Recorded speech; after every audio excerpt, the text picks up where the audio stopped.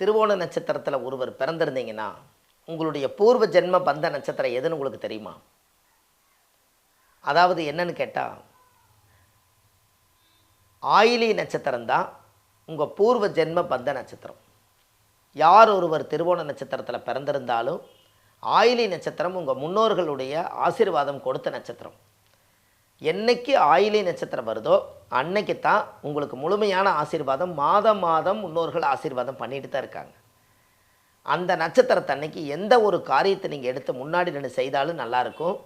இல்லை அந்த நட்சத்திரக்கார ஆயிலி நட்சத்திரக்காரே நம்ம கூட முன்னாடி நின்று ஒரு காரியத்தை செஞ்சாங்கன்னா அது அதை விட நல்லாயிருக்கும். ஒரு இடந்தட வீடு வாசல் சொத்து சொகை எல்லாமே அவங்கள வச்சு முன்னாடி நின்று வாங்குங்க. அது அசுர வளர்ச்சிக்கு வரும்.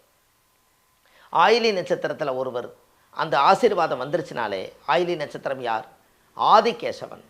2 பாம்புகளும் பின்னி பிணைஞ்சிருக்கக்கூடிய ஆதிகேசவன். அது எங்கே இருக்குது அப்படின்னு கேட்டிங்கன்னா, ஈரோடு பக்கத்தில் பவானி என்பது பவானி சேகர். பவானின்னு கூகுளில் சர்ச் பண்ணிங்கன்னா அந்த கோவில் அங்கே இருக்குது.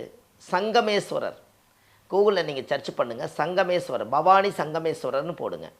அந்த சங்கமேஸ்வரர் கோவில் என்னன்னு கேட்டிங்கன்னா, 3 நதியும் ஒன்றா சேர்ந்து சங்கமிக்கிறதுனால அந்த கோவிலுக்கு பேர் சங்கமேஸ்வரர். அந்த கோவிலுக்குள்ளே ஆதிகேசவன் இருக்கார். இவர் தான் தானாக வளர்ந்த சுயம்பு மாதிரி.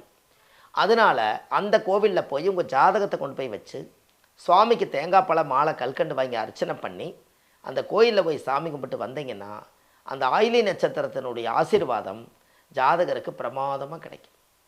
இதை செய்து பாருங்கள். வாழ்க்கையில் நல்லதே நடக்கும். வாழ்வது ஒரு முறை, வாழ்த்தட்டும் தலைமுறை. நன்றி, வணக்கம்.